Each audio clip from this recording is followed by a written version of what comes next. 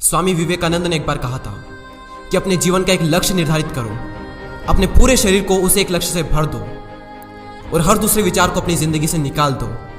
यही सफल होने का मूल मंत्र है। हमें से कई लोग डॉक्टर एपीजे अब्दुल कलाम साहब को इंस्पिरेशन मानते हैं, लेकिन क्या आपको पता है कि उनकी इंस्पिरेशन कौन है?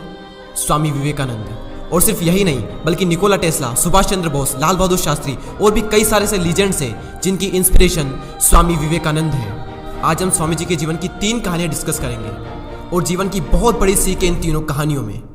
पहली कहानी, एक बार स्वामी जी को नदी पार करना था और वो नदी के पास में खड़े थे। तभी एक साधु ने आकर उनसे पूछा, क्या आप ही स्वामी विवेकानंद हो?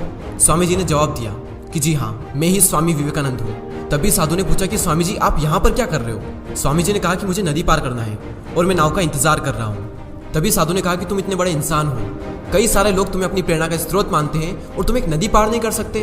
देखो, मैं तुम्हें नदी पार करके बताता हूँ। तभी उस साधु ने पानी पर चल करके उस नदी को पार किया और फिर से पानी पर चल करके स्वामी जी के पास लौट कर आए और बोले कि देखो, मेरे पास इतनी शक्ति है, मेरे पास इतना टैलेंट है, मेरे पास इतना ज्ञान है, उसके बावजूद भी मुझे कोई नहीं जानता।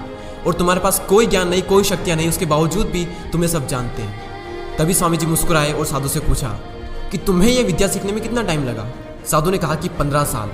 इतने में स्वामी जी की नाव आ गई और स्वामी जी ने साधु को नाव में बैठाया और वहाँ से चल दिए। दोनों ने नाव में बैठकर नदी पार की और पार करने के बाद स्वामी जी ने अपनी जेब से 1 रुपया बाहर निकाला और उस नाव वाले को दे दिया। यानी कि दोनों के मिला के 50-50 पैसे यानी 1 रुपया उन्हें दे दिया। तभी स्वामी जी ने साधु से कहा कि जो काम तुम 50 पैसे में कर सकते थे, उसके लिए तुमने अपनी जिंदगी के 15 साल बर्बाद कर दिए। और अगर यही 15 साल तुम समाज की भलाई में लगाते तो आज तुम्हें भी पूरी दुनिया जानती। और मैंने यही किया, इसलिए मुझे पूरी दुनिया जानती है और तुम्हें कोई नहीं जानता। और स्वामी जी ने साधु से कहा कि तुम्हारी तरह कई सारे लोग ऐसी चीज़ों में अपने दिन, हफ्ते, महीने, साल लगा देते हैं जिनका उनकी ज़िंदगी में कोई मतलब नहीं निकलता।